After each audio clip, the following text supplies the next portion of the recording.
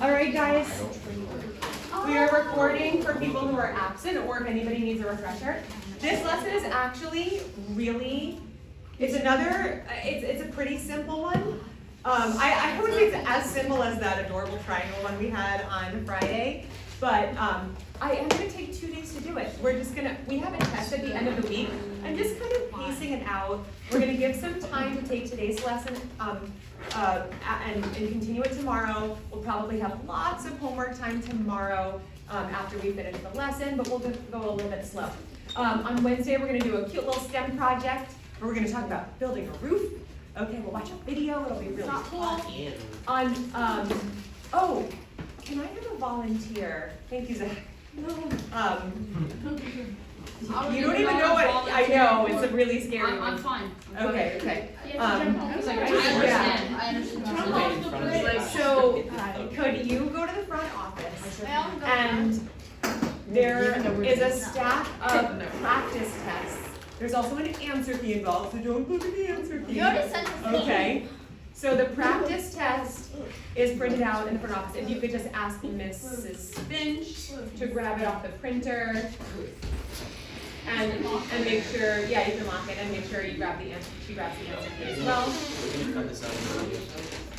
No. The video shall remain. Okay.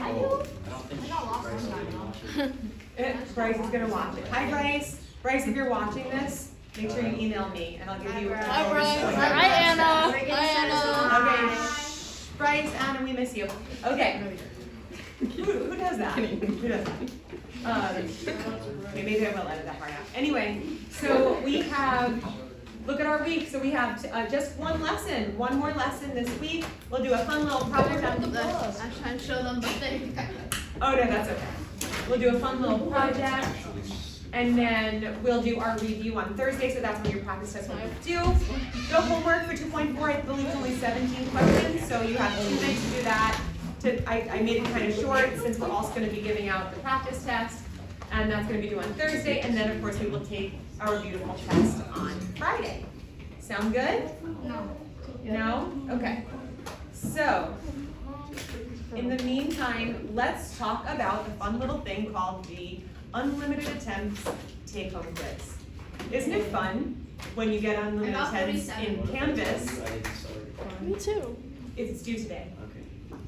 Isn't it fun when I assign it as unlimited attempts, but then Savis says, no, you're only allowed to do 1 attempt, even if I assign it as unlimited attempts in Canvas? It Savis trumps Canvas, and they're like, no. Which is weird because Math Excel for School last year, they allowed me to assign as many attempts as I wanted. So I don't know why they're putting restrictions on it this year. So that is why, what did I email you guys on Saturday? Answers. The answers. Yeah. And why do I email you guys the answers? For 2 reasons. Number 1, I know my people. I'm just gonna go, oh, I got the answers. I'm just gonna write all the answers, and then I'll get a $100 quiz. Maddie kind of did that. No, Maddie kind of did her work though. Okay, that's what we do. Totally fine to look at the answer key because we just have to show how do you get from the question to the correct answer. If it's like a written explanation, that's fine. I know Gianna did some written explanations, right? Or if you did, you wrote it out and you drew your little parallel lines and your triangles or whatever, and you did it that way and you're kind of showing the equations, however you want to show that you didn't just grab those little answers and do it, then giving you the answer key is kind of like giving you unlimited attempts, right? Because in Math Excel for School last year, you guys were able to see where you went wrong, get your answers, and then do quiz questions, right? So it's kind of like the same thing. Can I also show you what the actual correct answer is on the tablet? I was very happy for that. You can now show me what was the correct answer. Yeah, so you're happy for the answer key, you mean? Yeah. Can we have Math Excel again? I don't think anyone knows I was in here. Did you memorize the answers? No, I didn't even look at it. I know. Well, it's not even a test, it's a practice test. Okay, so I'm gonna hand out the practice test. Oh, the practice test? Yeah. This is due on Thursday. Make sure you put your name on it and the due date. It is due on Thursday. I was so proud of myself. I've done so long, and I actually got a pretty good grade on the test. And I was like, whoa. Wait. You mean the last test? The practice test, but I was so good. Do you mean the quiz? Yeah. How did you get a pretty good grade on the answer key? Oh, I wasn't looking at that. I just Oh. Okay. I mean, you did totally look at the answer key. And I was like, whoa. You're supposed to look at it. It's there. It's hard, and I did that one. Well, you already put it pretty late.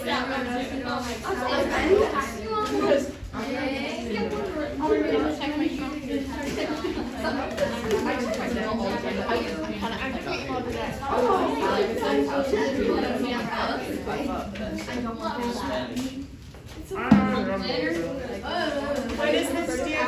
When is this due? Thursday. Okay, so this, due now is kind of interesting. I want you guys to take a look at it. You figured it out? Oh my gosh.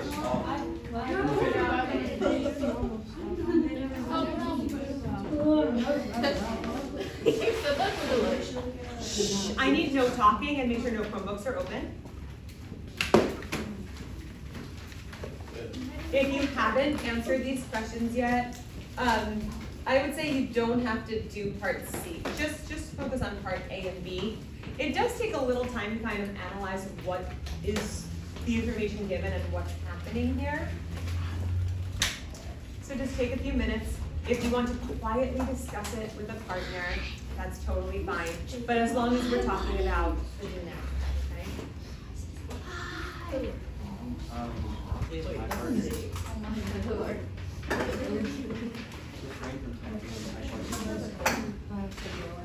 Strictly prohibited.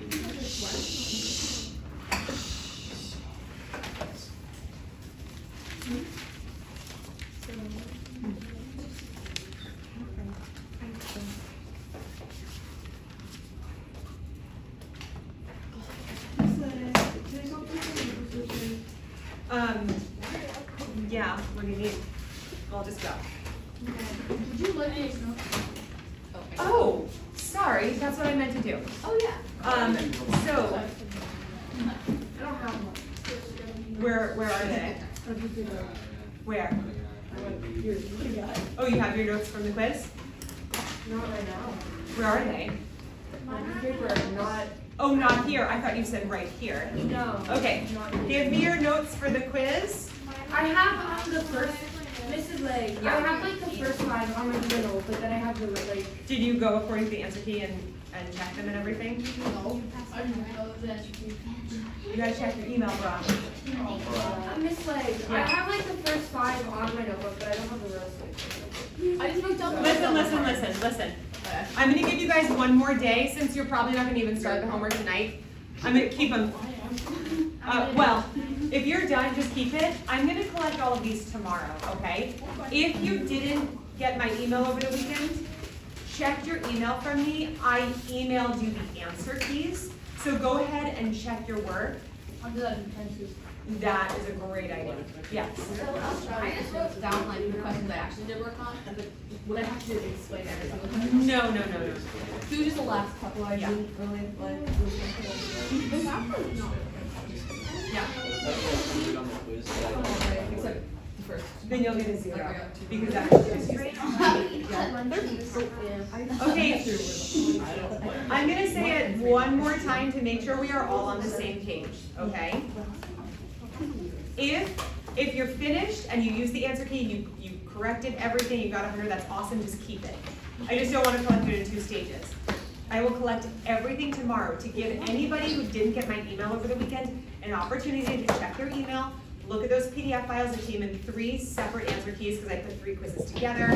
So it's like 1 through 5, 1 through 5, 1 through 5, but it's really 1 through 15, 1 through 5, 6 through 10, 11 through 15. So you guys all have the opportunity to do essentially quiz corrections. So is that, anybody who didn't do that yet, please do it tonight and hand it in tomorrow, okay? That sound good? Alpros? All right, did anybody like get anywhere with this?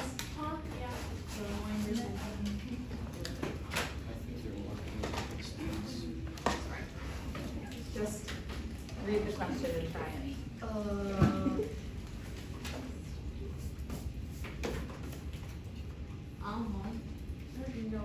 Really? Okay, let me give you hinty hints. Okay. Pilar and Jake began climbing to the top of a 100-foot monument at the same time, along 2 different steps at the same rate. The tables show their distances above ground level. So Pilar starts at 1.5 feet. That's her starting point, okay? He starts at 4.5 feet. Now let's look at something. When Pilar takes her first step, what's her height? 2 feet. So how many feet is one step? 2. 1/2. Good. So if he starts at 4.5 feet, and then he takes his first step and now he's at 5 feet, how many feet is the step? Yeah. So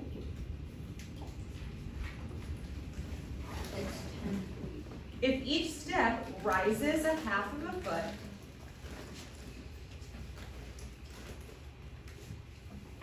how many feet does each student climb after 10 steps? If each step is 1/2 foot, how many feet I'm do stupid. each of them climb? I just didn't acknowledge after that 10 speed was steps? higher. That many. This many. Yeah. 5.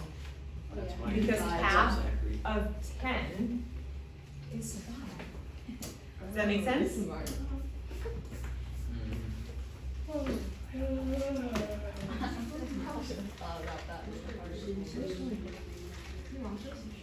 Will Pilar and Jake be at the same height after the same number of steps?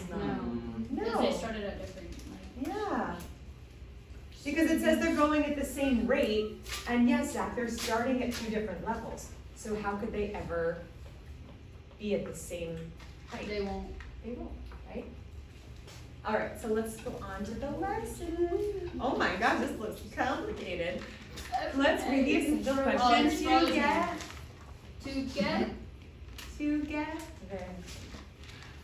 How do the slopes of line, ooh, slopes, Ew. right? They were walking up steps, so we're gonna be talking about slopes. Like, oh, this was geometry, right? Yeah, there are slopes in geometry. Oh. How do the slopes of lines that are parallel to each other compare? Do you guys know the answer to that? No. Stop, I taught you this last year in algebra. I don't remember. Can you say that question again? How do the slopes of lines that are parallel to each other compare? Oh, They're and what They're the the B. same. I forgot what it They're the was. same, very good. How do the slopes of lines that are perpendicular to each other? It's like the opposite. They're the opposite. Very good.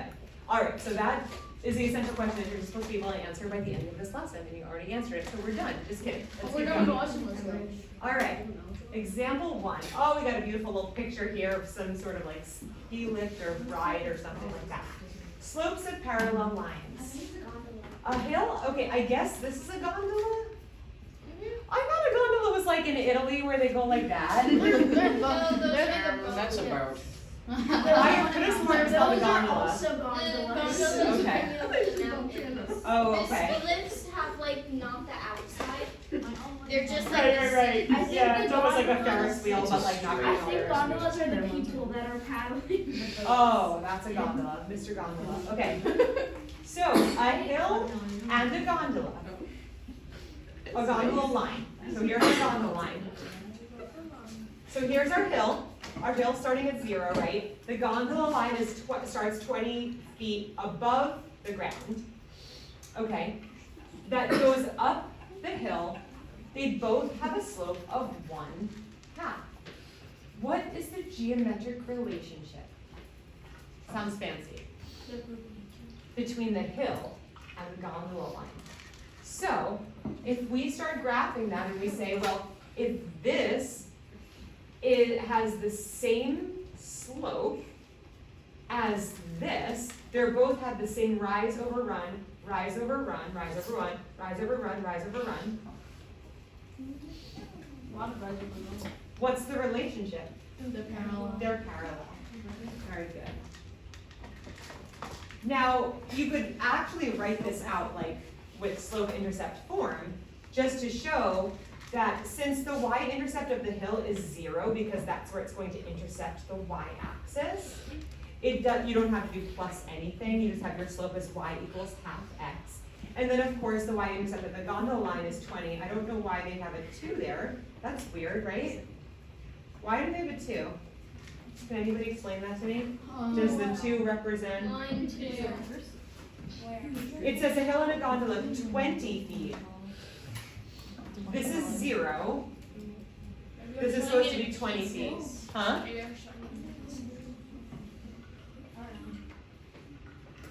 Or like, is there any place, I'm just trying to see if this is a mistake, or if they're saying that like, maybe they're saying like every unit represents 10 feet. Does it say that anywhere?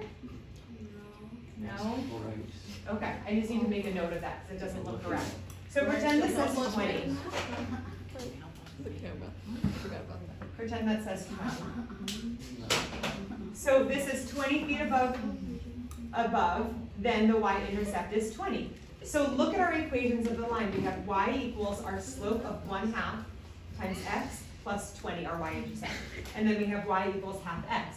It doesn't matter if the y-intercept is different, right? Actually, the y-intercept is really supposed to be different on parallel lines, right? Because they're not supposed to be the exact same line. They're two different lines that are parallel to each other. The whole point is that the slopes are the same.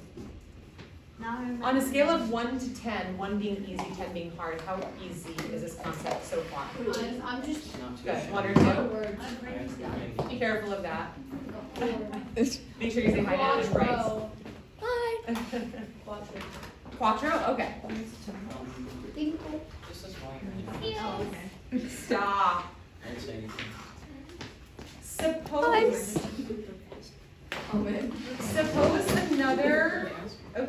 Suppose another line for a chairlift is placed at a constant distance c below the gondola line. What is an equation of the new line? Is the new line also parallel to the line? Can we Google what a gondola is? Okay, so y equals 1/2 x plus. So it says suppose that another line for a chairlift is placed at a constant distance below the gondola line. So if it's a constant distance below, we don't know what that constant distance is, but we'll represent that with c. So it's somewhere down here. Yeah. It says gondola. What? It says gondola. It says gondola. It's a gondola. It's not a ski. Did I say that? Yeah, but that's what it says. No. It says, the triad is, suppose there's another line in between the hill and the gondola line. Why would they do that? I don't know. We don't know exactly where it is. It just says that it's at a constant distance. So how could we represent our y-intercept? C, right? Now, it says at a constant distance below the gondola line. What is the equation of the new line? Is the new line also parallel to the hill? If it's at a constant distance below this gondola, and it remains a constant distance, will the lines be parallel? Yes. Because if this is the distance between them here, and this distance stays constant, then this is the distance between them here and here and here. So this will also be parallel. Now here's something that I have a question for you guys, because I'm trying to figure out if this is a mistake in the book, or if this is supposed to be like this, okay? So, when I went to write the equation, it says what is the equation of the new line? So what would the equation of the new line be? Y equals what? Half x, good. You said plus c? That's what I thought too. Half x plus c. Whoops, half x plus c.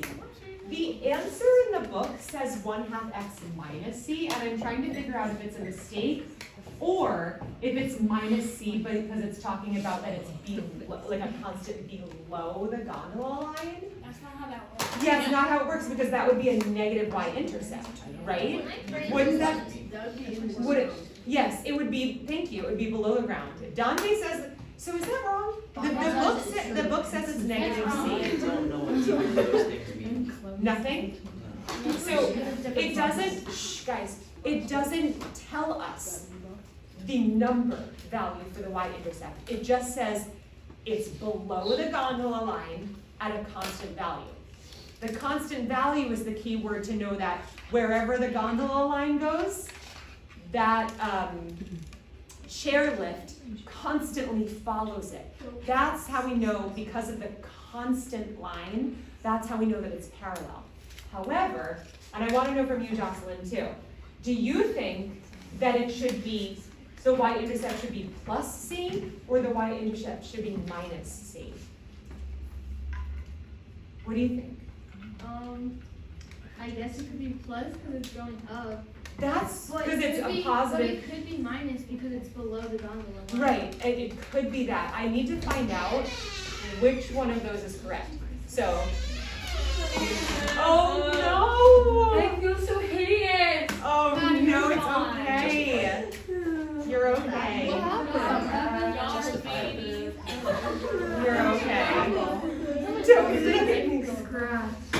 Oh, you're okay. Well, the pad is a little hot. You gotta scratch your head back. That Okay. happened like 2 years ago. So this is the answer that I came up with because I'm like, doesn't it have a positive y-intercept? But if it's Because also it would be, if C only feels like zero. right, that's what I thought too. So anyway, I'm gonna do some research and find this one out. So do you guys agree that it's either one of these It's two? plus because if C is a negative number, then it'd be plus the negative number. What B C said? is just the, like, just the thing to represent the number itself. What B said? Right. What's going on? So that's what I The think. equation itself is plus. I'm gonna find out today. Gonna make a little note to myself and find out. Try it one. Example one, try it. Is it y equals half x minus c or y equals half x plus c? Yeah, because it was a negative number, then it was inverse. And I shall have that answer to you Like, tomorrow. if it started at 1, and negative 1, then if it started at negative 1, they would change it to plus 1. Yeah, I agree. Oh, guys, look, a theorem. It's our old friend, the theorem. Hey, girls. Hey, everybody. It's my turn. Look at me. All right, theorem 213. Basically, we're just counting. If it says theorem 2, it means we're learning a theorem in lesson 2. If it says 13, it means this is the 13th theorem we've learned in lesson 2. We're up to 13 theorems. Do you guys have theorems memorized 1 through theorems 1 through 12 memorized? Okay, good. Me neither. All right, here we go. So, two non-vertical lines that are parallel. I'm sorry, two non-vertical lines are parallel if and only if their slopes are equal. We have proven that, right? That if the slopes are equal, the lines are parallel. If the lines are parallel, then the slopes are equal. I just did the converse, right? So if P and Q are both not vertical, then P is parallel to Q if and only if the slope of the line P is equal to the slope of the line Q. We totally just did that, right? Also, if P and Q are both vertical, they're also parallel. Oh my gosh. Isn't that weird that there are two separate parts of this theorem? It says that two non-vertical lines are parallel if the slopes are equal, and two vertical lines are parallel. Why do you think they made that distinction? I don't know. I don't know. They wanted to. I'm gonna give you a hint. it says if their slopes are equal. What do you know about a slope of a vertical line? It's undefined. So they had to not include it in this because we're not like undefined slope equals an undefined slope. Yeah, I guess you could say that, but they kind of made like a little separate part to define this, since technically vertical lines don't have defined slopes. If we can't define them, we can't really say that they're equal, although we see that they have the same situation of undefined slope. Does that make sense? I just don't know why we're learning this. Because it's geometry. If you don't It's see Yeah. I know last year. Whoa, bud, what is that? Oh, no. Oh, no. I said, oh, no. We might have to use the slope formula to find out if lines are parallel. If we use the slope formula and we get a match with our slopes, they're What is parallel. going on? Can someone explain this with me? Maddie can only see with one eye. She can only see with eyes, so she can only understand half of what we're doing, okay? Try to follow No, along. she's got two eyes. What are you talking about? Oh, you drew an eye on it? You did? It looks totally real. You asked. All right. I do not want to be there where you have to take that sticky patch off and all of your like eyelashes are off. Use like coconut oil or something when you go to take that off. All right, pay attention. Now we're going to ask ourselves this question. Are lines K and N parallel? Well, they sure as heck look parallel, so I'm just going to say they're parallel. Ew, If yeah, right? If something looks parallel, should we say that it's parallel? Yeah. That's what I No. thought If too. something looks like a square, should we say it's a square? Yeah. No. Gone. There are rules. There are rules and now theorems that we follow to prove whether or not, excuse me. Oh, we're not proving this right now. We're just going to prove it through our little slope formula. First, we're going to find the slope of our good friend, line K. Line K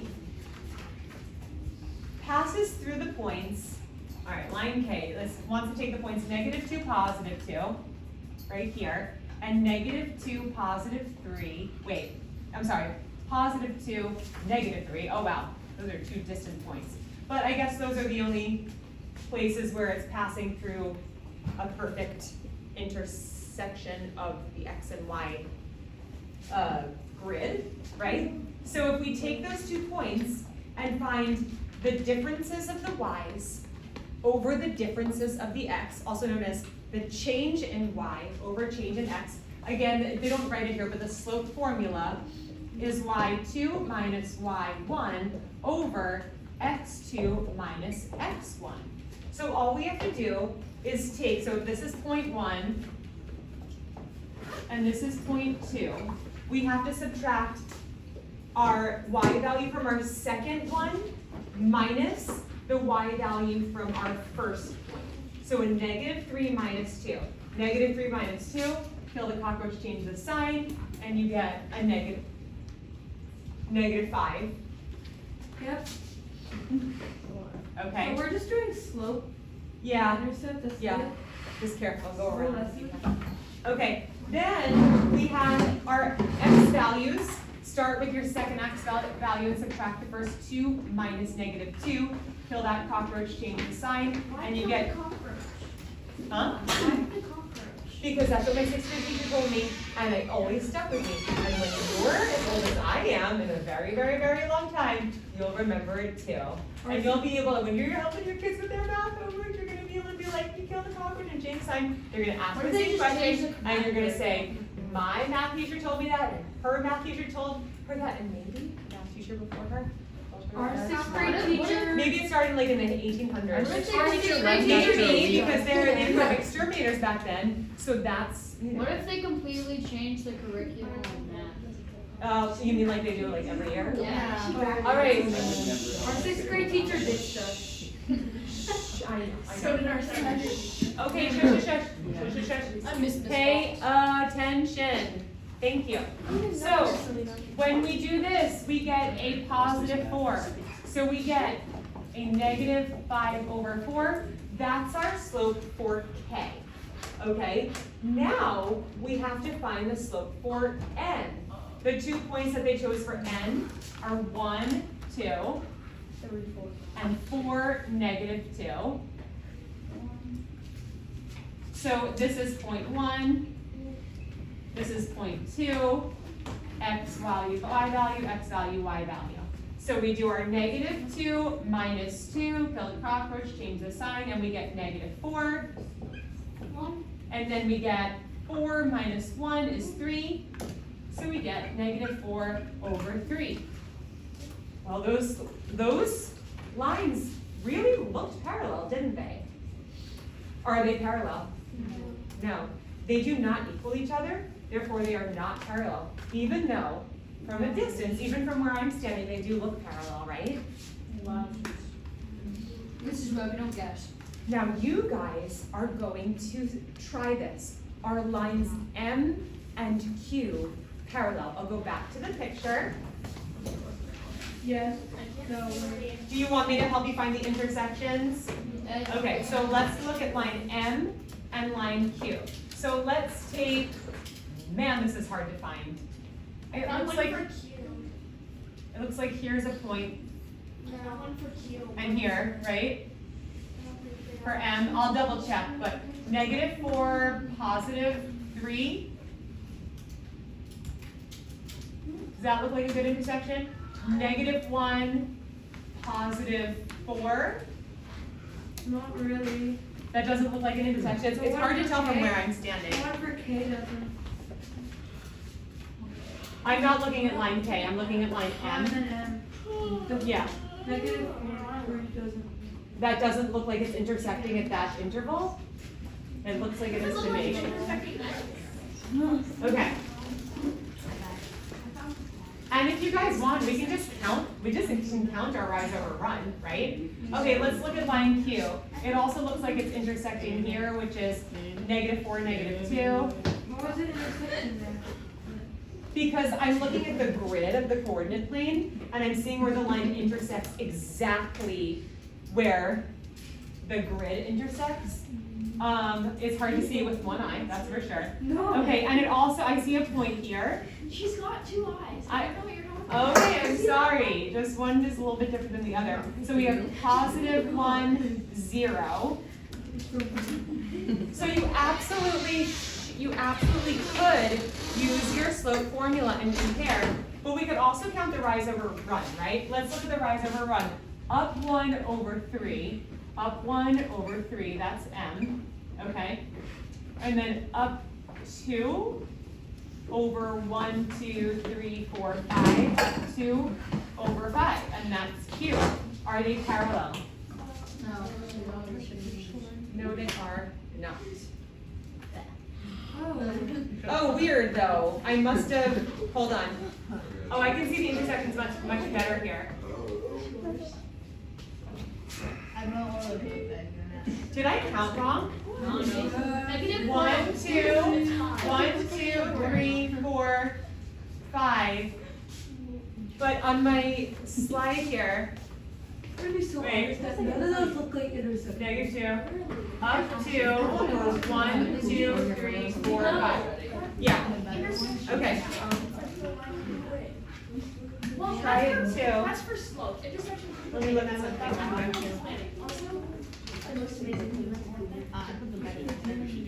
Okay, so we're good. I can't see. Theorem 214. Now we're on our 14th theorem of this chapter. It's so exciting.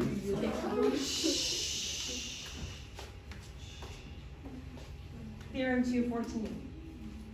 Now we're talking about perpendicular lines, okay? So we just agreed that if the slopes are the same, the lines are parallel, right? Indeed. Now here's a new theorem. It's a little bit, it's not as easy to memorize as the other theorem, but it's pretty simple. Two non-vertical lines are perpendicular if and only if the product of their slopes is -1. What?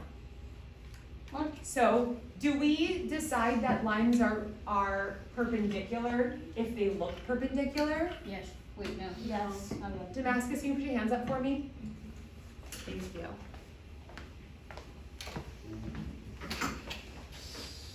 Okay, what are we working on? You're checking your grades and stuff instead of taking notes? Can you close your phone and talk to me after class, please?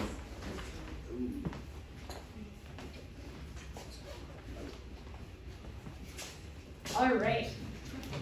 So, two lines are perpendicular if the product of their slopes equals -1. Now with the parallel lines, it's an easier step because you just look at them and see if they're the same.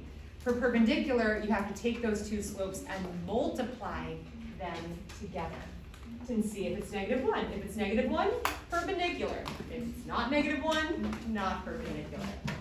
Here's our little proof. If P and Q are both non-vertical, then P is perpendicular to Q. This little upside down T means perpendicular. If P is perpendicular to Q, if and only if the product of their slopes is -1. So that's the theorem, here's the proof. Now they have the little extra version for our partially vertical lines. If one of P and Q is vertical, and the other is horizontal, then P is perpendicular to Q. Could that be cuter? Yeah, it's terrible, I know, math Get my jokes. tongue trying to laugh at your. Geometry jokes, baby, okay. So, in this case, they're just basically saying, well, if one of them is vertical, then in order to be perpendicular, the other one has to be horizontal. So basically, one of them has an undefined slope, and the other one has a slope of, what does this have a slope of? 0. Now, can we multiply those slopes together to get -1? No, that's why it has its own part of the theorem, okay? Example 3. I think we'll do this one, and then we'll save example 4 for tomorrow, and then we'll get some homework done tomorrow, okay? So if you want to get started on your practice test tonight, I do. you were working on it during class today? I didn't look from that. I'll take it. I'll give you a new copy. All right. Are lines J and K perpendicular? Well, what are we trying to figure out? If they're, oh yeah.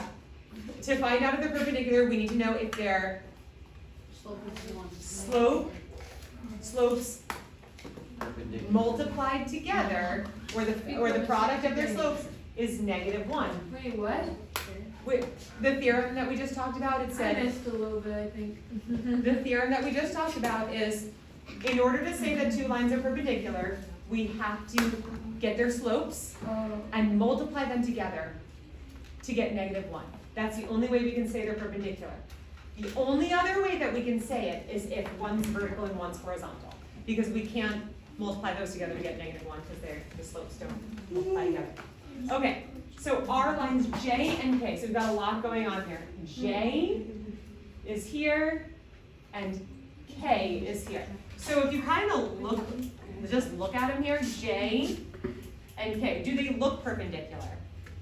Yes, so are they perpendicular? We don't know yet. Well, the book tells us, but let's pretend it doesn't, okay? So we first find the slope of J. We take our coordinate points, we do 2 minus 5 over 1 minus -1.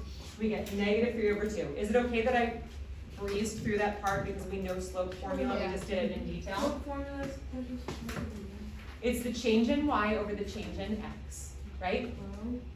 What? Remember, I wrote it on the board before. The slope formula is y2 minus y1 over x2 minus x1. Oh, were you not here when we did this? Okay, so all we have to do is take our x and y values of 0.1 and 0.2, and we just take the y2 minus the y1, the x2 minus the x1. Are they gonna give us the points? Do we have to find what slope? You probably have to find them yourselves, but if you have any trouble finding them, I can help you. Okay. But the practice test will, it'll probably tell you the points on the practice test. And the tip is, look for 2 points on the line where you can easily read the coordinates of the points. You can easily see those intersections. We don't need that calculator out right now. All right, the next step is find the slope of line K. Now the points that they chose are -3, 2, and 0, 4. They kind of made it easy for us so we don't have to use our points. Subtract 4 minus 2, 0 minus -3, and you get 2 over 3. Now, not the same slope, right? But let's multiply them together to see if we get -1. And hey, they're reciprocals. They're reciprocals where 1 is negative. Are we gonna get -1? Yeah. Yes, because reciprocals multiply together to get 1. If one of them is negative, the product is going to be negative. So if you just look at them, if they're reciprocals and one of them is negative, then the slope, if the slopes are a reciprocal of each other and one of them is negative, then yes, they are perpendicular, okay? Are lines H and L perpendicular? Are lines K and M perpendicular? I wonder if there's any way I can like, I want to see if there's any way I can make this bigger. Whoa. Is that's better, right? I can definitely see it now. Are you sure? Oh, they make that It's like they're all lowercase, but the lowercase L. So which ones did they want us to find? Here. They want us to find H and L, K and M.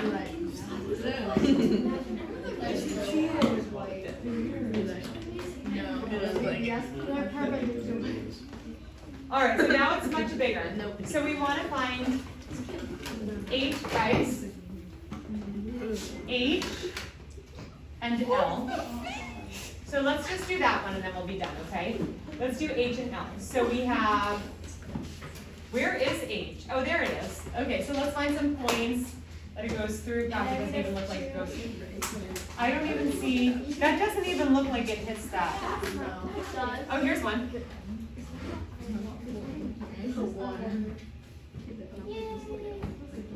I mean, that looks like it's going through half, but we can rely on that.